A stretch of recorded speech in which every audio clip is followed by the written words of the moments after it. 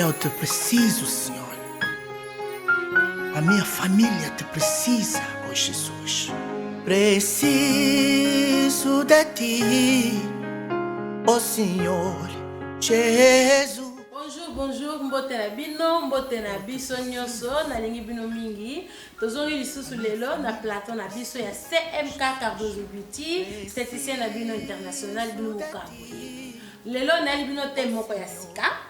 Tokolakisa ndenge nini ya kotonga tissage na mutu ya modèle ya paillotte to franche. Alors, na tissage na biso lelo, oyo toza nango besoin, eza bongo brosse. Posa la brosse moko bien. Toza na posa ya ciseaux pour lancer la correction pe kokata. Toza na posa ya singa mo eza la stable. Toza na posa batonga. OK? Toza na batonga. Et bien sûr, eloko oyo koki kozanga te eza bongo mèche na biso. Mèche ya ngoyo. Tokolakisa ndenge nini okoki kosala tissage de base nango eza nini. Modèle na biso Irène Merci. On attend na aujourd'hui. Kokota sous CMK Cardozo Beauty. Mutu na biso ya ngoyo tokoti directement na tête na biso. Très important, et na digital na sima. Benda la biso mutu penza. Très important, eza de base ya tissage nyonso. Eza na tourniquet. Tourniquet eza fondement ya tissage. Soki tourniquet na yo osali yango bien te, soki pe ko bien te. Eza la même osali Naomi. Eza osali coupe. Eza osali long cheveux. Ya tissage de base ya nyonso eza tourniquet. Bomoni tourniquet na nga na sala yango eza trop simple. En plus eza mike eza vraiment ekangana. C'est ça qui est très important. So ko mamiki ba tourniquet na o minene ce qui peut efanda à terre et puis eza na ba vite trop. Mais oya lelo to kosala tourniquet na modèle na biso ya Irène. Bolanda bobosa na teso bwana ba question. Email na nga ya wana bosini la nga email hein kobosa na ko abonner te hein et puis kobosa na kota musapili kolote et kosala nga yi bien. Alors namoni to bandi mbala moko na musala na tourniquet na biso babandaka toujours kotisser na sima. Tomoni na sima awa toza na 3 étapes. Étape ya liboso ya mibale o ya misatu ye wana akeko tourniquet na ye ti na suka. Alors bamingi bazalaka mona babandi kotongela awa. Mais so bandi kotonga awa yebake awa ekosalo vide awa ekosalo vide. Po vide wana ezala te okobanda kotonga awa. OK na deuxième au fixé, OK na troisième au fixé et au tourner. OK? Yango tokoyeba kosala sikoyo. Singa na biso na songe kobosa na te kotia lizita. OK? Yango. Porque tu és o criador de todas as coisas, oh Jeová. Et puis tirez bien. Otongi ata 2, 3 fois, 4e fois otie lizita. OK? Na la kisi lizita yango na dingisi na 4, na tirer et salami nango. Après ko fixer na kotonga mwa muke. N'avancer. Encore une fois, n'avancer. Et puis na fixer na bomoni na fixer na lizita. C'est ça. Après la kokita na deuxième niveau. Juste là pour la vide oyo ezalate na fixer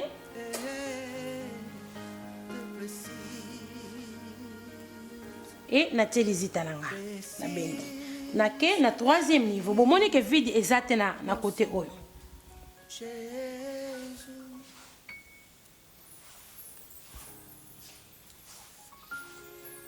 Et na fixer à partir de awa ndenge na saleli awa eza même chose na komema tissage na nga na même direction tina ngambo mususu awa toyokani. Ça veut dire na tongi awa mbang so oza na tongano ya bien na singa ya bien oza na besoin te ya ko répéter mbalebele au moins que singano eza ya pete ekatanaka wana faut répéter. Tokomi na deuxième niveau na yesiko na niveau a likolo pose passer à la terre la fixer. OK, la fixer. Après qu'on fixe na ko continuer na ngote il faut na travailler na nous ba étape misat avant que na ça la tourne ngai na tourner mèche. Mais tant on a tourné mèche et si que il faut na fixer en groupe pour être stable ok, na fixé, na tongi, ok. Et puis tant ozo benda tchaka musapi pour esa la mutuana mutu pasite. Kita mutu na sec. Na zongi bomoni awa, naza awa. Na kozonga na deuxième niveau nanga pa vide ezali. Na tongi. Na continuer kotonga. Na continuer. Na continuer kotonga. Soki na komi na suka na komata na troisième na deuxième niveau nango pa ina bandelaki awa na komata wana pona fixer bien sûr. Après na ko tourner na zongi na troisième niveau. Et troisième niveau na ko continuer nango, donc étape par étape, ok. Banda na songe tina songe ozo kende kaka songe tina songe ozo mata niveau songe tina songe si tango ko remplir côté onyoso, ok. Bolanda awa na fixer bien sûr. Donc on a pesili là na kozwa ciseau na kata pour na continuer. Na zongi nango na bandi kotonga na ko avancer. Si presque côté lito ya Irène et bandeli. Soit ya mutu oyo ozotonga. Na ko laksa lito pa eza lito yango yo. Na ko mata mwa muke parce que posa na ngeza na zonga. Na ranger oyo.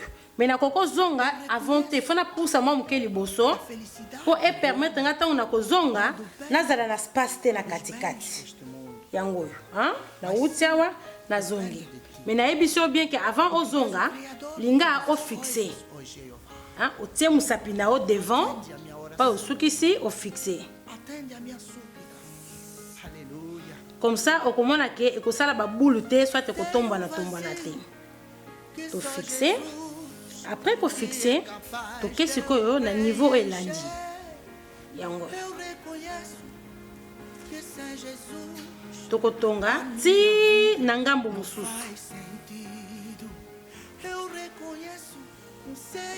Et puis nazo continuer toujours na singa mesh moko moko nazo tia double T. Na sima na conseillaka vraiment ko tia double T. Parce que volume tozala na on a posa na sima te mais volume totia yango na likolo na niveau oyo tina liboso. Na sima on n'a pas besoin ya otia volume. Donc kende na okaka singa moko moko. Au moins que ça trop fine. So les a trop fine mesh na yo essaye ya kotia double ou bien moko na ndambo. Yango na continuer. Ti bisika na bandaki. Si kota litoi na ye, etika na niveau moko na fixer et na tourner.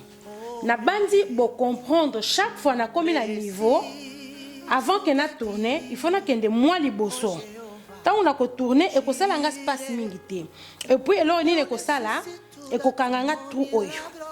Tissage bien, il faut ekangaka trou. Bo moni trou eza awa. Soki na bina zonga nango boye ekosala kitoko te mais na mati nango likolo omoni ke kangi trou directement mais avant ekanga trou na kosala nini na ko fixer oyo, ok, na fixer. Et puis linga kotonga na boyete parce que soko zo tonga na ndenga likolo oza na facilité o tuba mutu tonga mais tant ozo tonga na se meche ko matambala moko likolo soit tonga no ko kene directement likolo eza rare penza muto tonga na se ozo mutu poso parce que to tonga kana sete mais to tonga ka pai tourniquet ezali pai suki ezali, ok. Yango tongi tozana nkaka na meche moko oyo et to continuer quatrième ligne na biso presque et lors ni na ko sala awa na ko fixer na ko continuer te non tant on a komi pene pai ba fixation na nganya ezali naza awa na ko fixer awa et na ko continuer awa, ok. Ça veut dire na kiti awa déjà na taki lizita nanga na kiti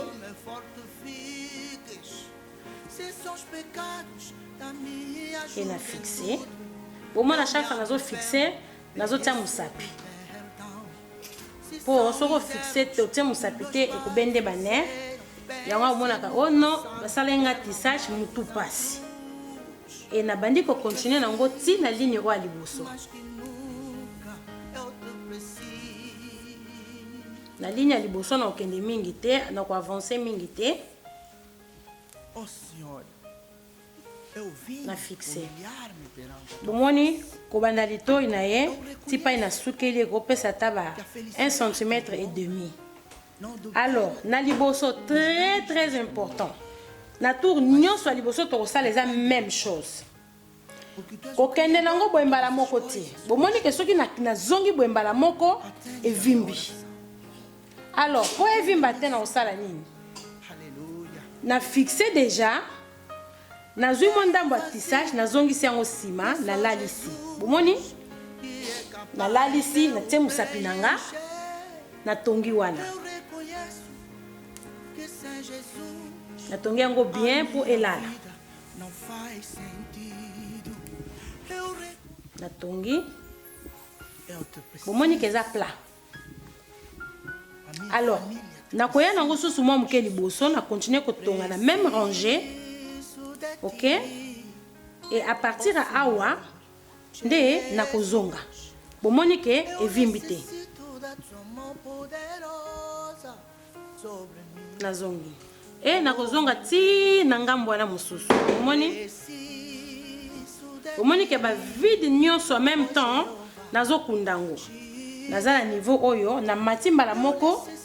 Hein? Bozomona na uti 1 2 3 na matina o elandi directement.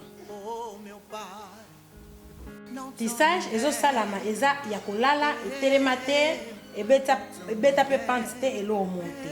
Alors ndenge to mataki na l'accès binone to mataki na ngambo wana mususu arrivé nesika oyo toko kita. Hein? To kititi na premier niveau. Premier niveau na biso yango. To kiti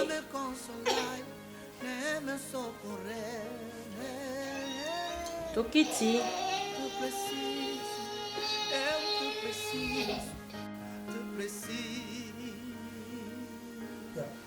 OK. Ndenge na expliquaki mupandi toujours to ngaka mèche za la rempli na dikosi pe ezala rempli. Alors pona ko bakisa mèche na biso oyo po esala neti 2 mèches, OK? Na ko bandela ye pa mèche oyo esuki te mena ko kende mo muke liboso. OK? Na ko kende mo muke liboso. Na tongi. Na tongi bien. Et na fixé. Après qu'on fixé, na bandis koyo, na matis ko likolo ya meche mususu oyo ezalaki déjà na sewana. Na sali yango, après na komi kotonga ngo ensemble, tous les deux ensemble. Na mati na niveau oyo elandi. Na kesa la tour na ngai. J'espère que vous allez comprendre. OK, na kesa la tour na nga. Na kiti susuma muke. Zala sir ozotonga bien pe makasi mais soit mutute. Na beti tour na continuer. Oh Senhor, eu vim humilhar-me perante a tua face. Eu Na reconheço continuer. que a felicidade do homem Hein? não depende, Naza kaka awa toujours na continuer. mas sim depende de À ti. coin. Après de coin à coin. De coin à coin. Titan bo koma na niveau oyo. Atende a minha oração. Ba coin de coin ekosilela awa. Donc neza bo to sala coin oyo. To yena ngo souti na liboso. Que só Jesus Après qu'on fixé, na ke 1 cm devant, na tongi bien sûr. conheço, que sem Jesus Après qu'on tonga, na fixé. não faz sentido. OK, na fixé, na balusi mesh nanga. Mais na lobaki na bino po evimba te. Família te precisa, oh Jesus. Bosala nini? Bogumbi mesh. Cameraman, bogumbi mesh bien. Bo finir mesh yango. Jesus, eu Botongi. necessito da tua mão poderosa na bandi bozo comprendre. Ce que ba question eza bo hésiter te, bo komelanga na ko répondre bino kaka. OK? Au moins que elali et bombete. Très important iloko.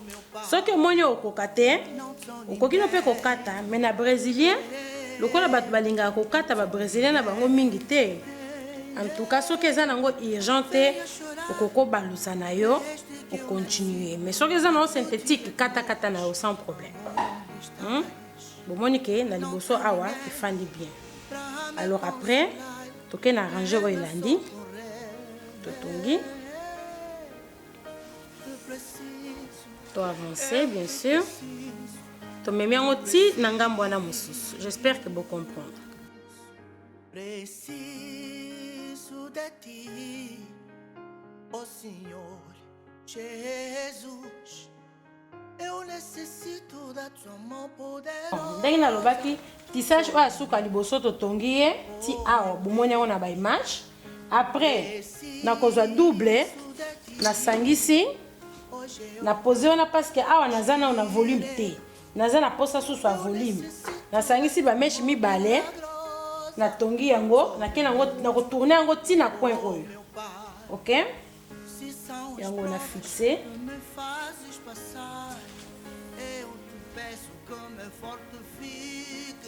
Faut vous fixer bien. Parce que si vous fixez bien, pas une mèche bandaka, soit singa et bandaka ko fongwama. Au moins il a fixé et puis il a continué. La bandis kokoto.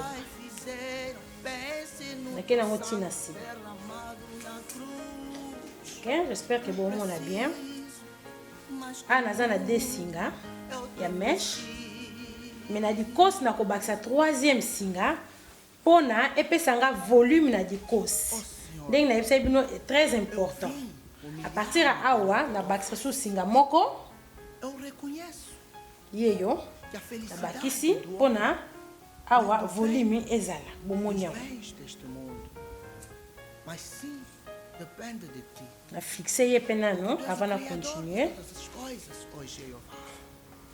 2 Atende a minha oração. 3 Atende a minha súplica. 4e nanga na tie hésite. Ça veut dire efande. Après na komi kotonga nyoso misato 1 2 3. Na komi kotonga. Mais zala sûr que aux autres on a vraiment misato pour et moko ko sauter au quand aux autres on a misato nzoka nos autres on kaka moko mi balé eza ya ko sauter. Donc on a fait ça vraiment un grand effort. Eu te preciso. Ah parce que c'est très important d'arranger nanga oya suka. Família te precisa. Na kogumba te na kokata pe te mais na olakisa bino technique ndenge nini na kokendele mpona ezala réussite moko ya bien na ye nango ntina liboso ti awa. OK, na ye nango ntina liboso. Alors awa nakokende sikoyo ntango nakokoma na niveau oyo nagumbi nazongi na deuxième rangée. Vous comprenez? Awa naza na toujours na première rangée.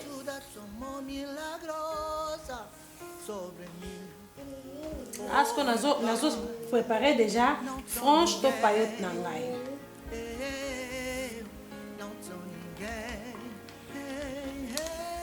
OK? Très important. Si vous avez un coin awa, vous avez un mon côté. Il faut l'équisa. L'équisa yango likolo ya singa awa.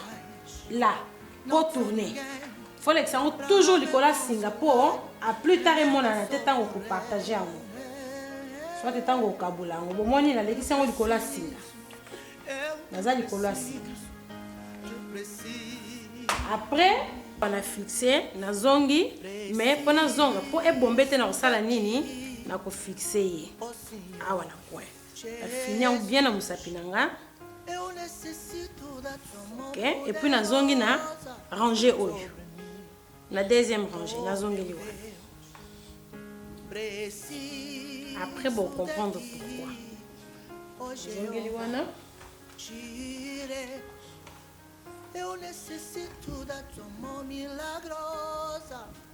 Na bakisi mèche. Tant que bakisa mèche, ko bakisa mbala mo te pa o esukeli mata mo mukeli kolona. pour emonana te soit moto so alexi pe loboko a sentir elo te. OK, naza toujours na deuxième rangée ngai yeyo. OK, na ukara boye. Soki nakomi na suka na ngai yeyo na kosala nini na matisi mesh oyo na likola mesh oyo na matia mo muke likolo na ke na avancer na tongi susu mo muke pour e permettre nga tango na ko tourner na zonga na ranger oyo bomoni na tourner na zonga na ranger susu wana mais na kosala nini na ko fixer awa ona e bombeti, d'accord? Oh, c'est très important au non salon. Pour ceux qui ont bien qu'on fixe bien tes ce que mon anaka. Porque tu és o criador de todas as coisas, ó Jeová. OK. Atende a minha oração. C'est bien. Tozongi sous kaka na ranger o ilandi. Aleluia. Bandi na coin. Que só Jesus OK. que é capaz de eu preencher. Eu reconheço. Ulimbisi na kaka. Soki na komi na suka. Não faz sentido. Il faut na sala nini na mata likolo ya tissage mususu. Oyo. Mati si likolo mususu. A minha família te precisa. Soki a ozana ba espace belé. Koko zala ke a ozana ba espace belé. Tango koma na coin. Oben tonga yeyo. Obendi susu na mesh ndambo. O ezana liboso mususu. O tirer. Comme ça tango ko tirer hormone sala nini e ko kangama. Et qu'on permettre yo ozonga facile. Ah, tu zongi. Bien sûr, tu fixé. Tu fixé. Et tu zongi na ranger tu zala qui liboso. Sobre mim, oh meu Pai, não sou ninguém, eu não sou ninguém, venha chorar. Desde que eu nasci até o dia de hoje, aonde estás? Não sou ninguém para me consolar, nem me socorrer. Te preciso, eu te preciso, te preciso. Preciso de ti. Oh Senhor Jesus, eu necessito da tua mão poderosa sobre mim, oh meu Deus, preciso de ti, oh Jeová. Nazo tourner, mais nazo tourner vraiment serré awana na suka. Donc nazo vraiment ezala serré pour na yebi ke non que nazo kende na finition na ngai. Nazo sala sans passe. Pour mon nazo tonga sans passe.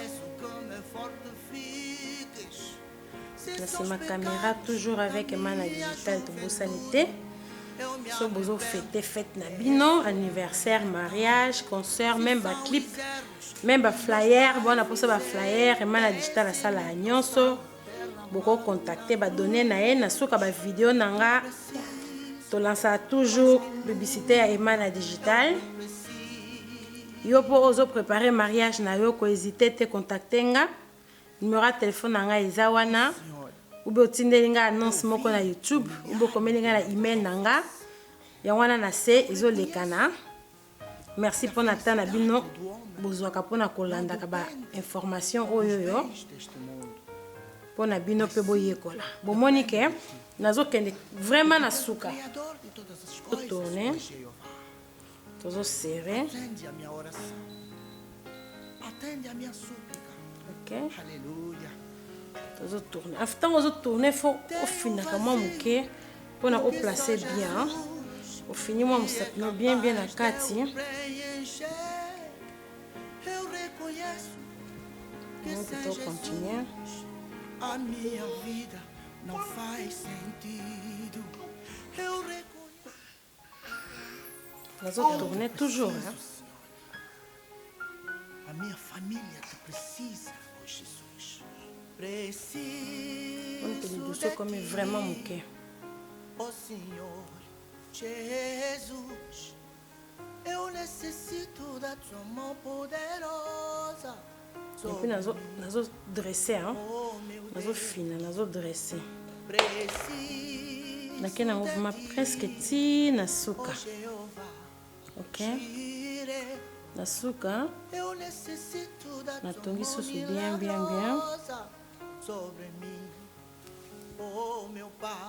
Natie mazita nanga bien avant d'enlever mèche, avant d'enlever ta mèche. On a la sûre.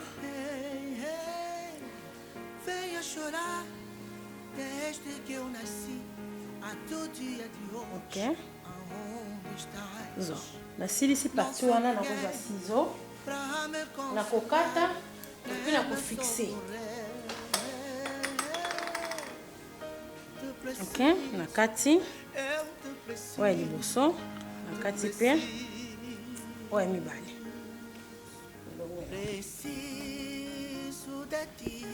Nazongi singananga.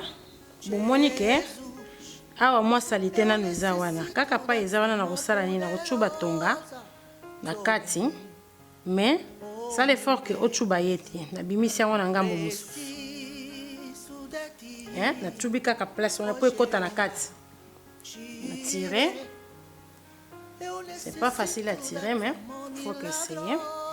Tango nazo benda ekoti na kati directement.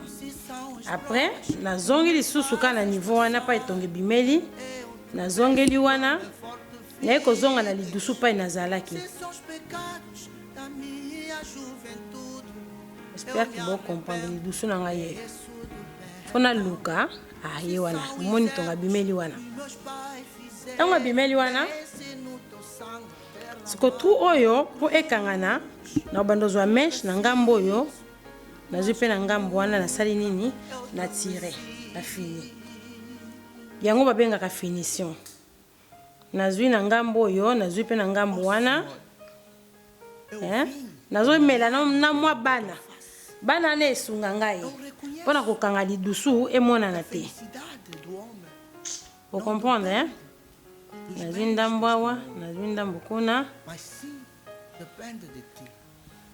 Porque tu és o criador de todas as coisas. OK. Nazui ndambo awa nazui ndambo kuna. Atende a minha súplica. Alléluia. Na tirer après na kozwa mwa ba meshwa likolo oyo bomona ngo na ozwa ngo maka likolo nazui likolo na sali nini na kotisi na bimisi yango kote mosusu. C'est fini. Nakena mouvement presque ti na suka. OK. Na suka. Na tongi susu bien.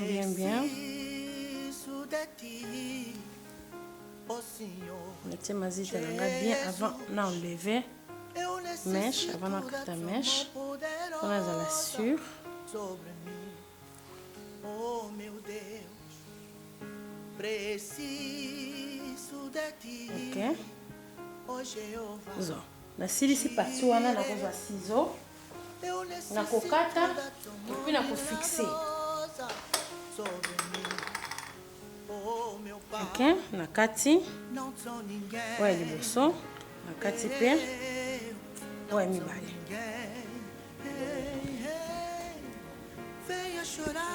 Nazongi singananga. Bomoni ke awa mwa salite nanu eza wana. Kaka pa eza wana na kosala nini na kochuba tonga na kati. Mais ça l'effort que ochuba yeti na bimisi yango na ngambo mosusu.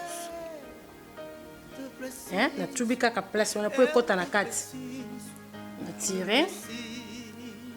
C'est pas facile à tirer mais faut que essayer. Tango nazo benda ekoti na kati directement. Après na zongi lisusu kana niveau wana pa etonge bimeli na zongeli wana na eko zonga na lidusu pa inazalaki. J'espère que vous comprenez lidusu na ngaye. Fona luka aye wana moni tonga bimeli wana. Tango bimeli wana siko tu oyo po ekangana na bando zwa mesh na ngambo oyo nazwi pe na ngambo wana nasali nini na tire na fini yango babengaka finition nazwi na ngambo oyo nazwi pe na ngambo wana nazomela na mwa bana na esunga ngai mpona kokanga lidusu emonana te. Vous comprenez, hein? Nazwi ndambo awa, nazwi ndambo kuna.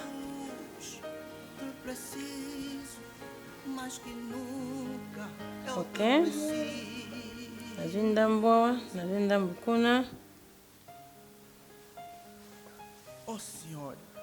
Natire. Après, nakozwa mwa ba meshwa likolo oyo bomona ngo. Nazwa ngo maka likolo. Nazwi likolo nasali nini nakotisi nabimisi yango kote mosusu. C'est fini.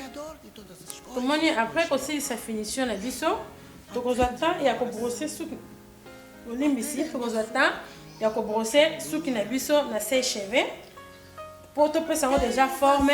Après wana tokolisa yango mwa moke liboso po tokata tosala modele biso tokoki. Ok.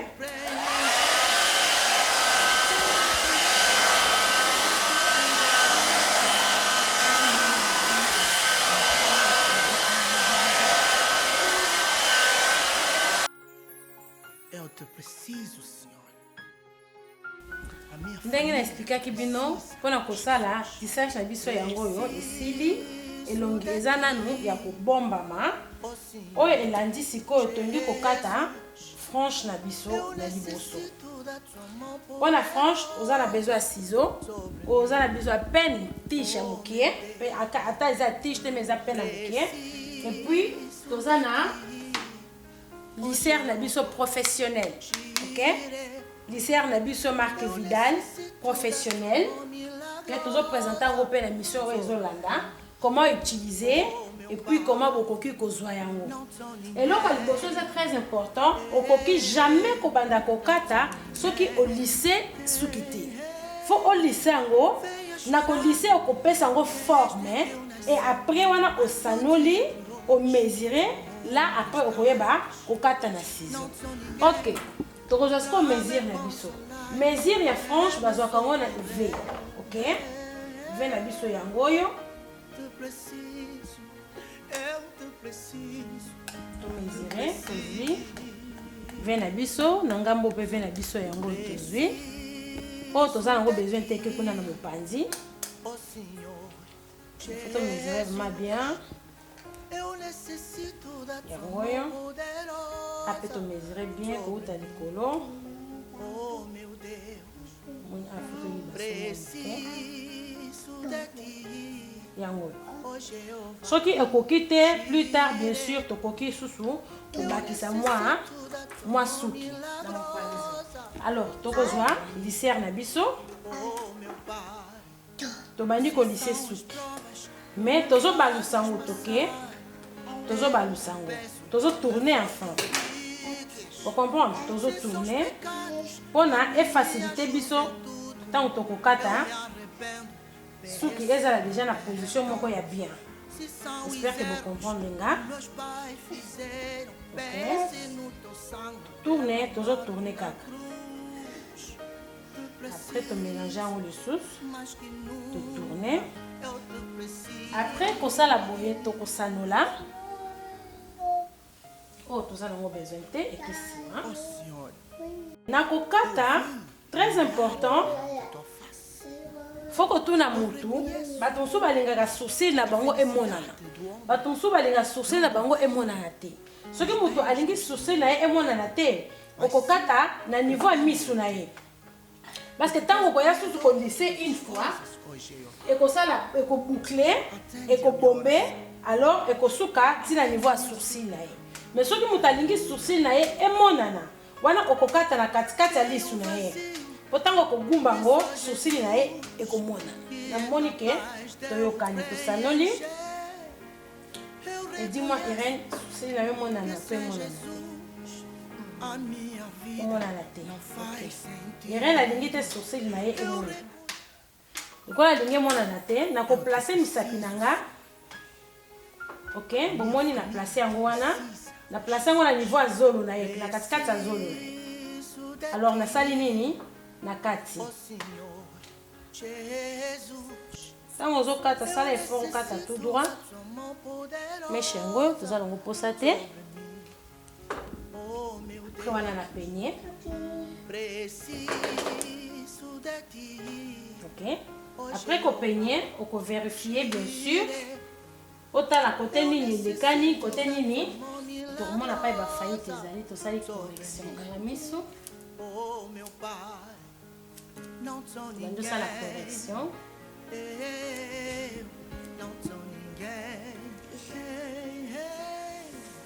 tout ça la correction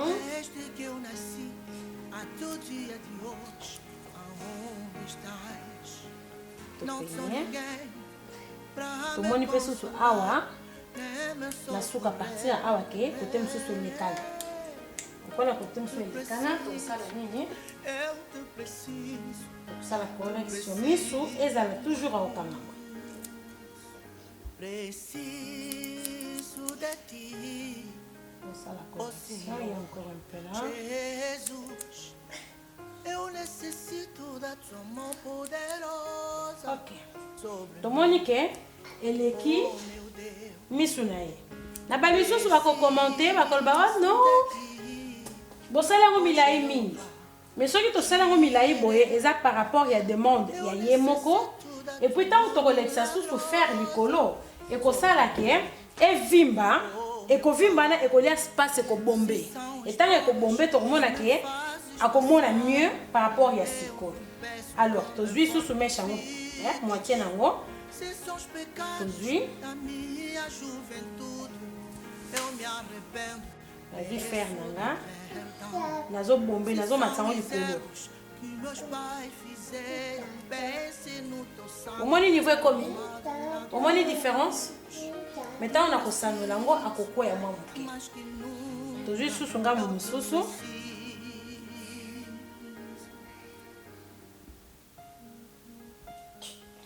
Ok, tomboli. Eu vim humilhar-me perante a tua face.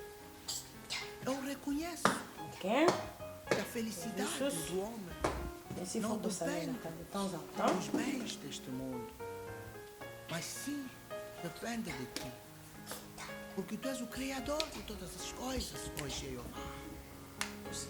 Atende a minha oração, atende a minha súplica. Aleluia. Tem um vazio que só Jesus que é capaz de o preencher. Eu reconheço que sem Jesus a minha vida não faz sentido. Eu te preciso. A minha família te precisa, oh Jesus. Preciso de ti, oh Senhor Jesus.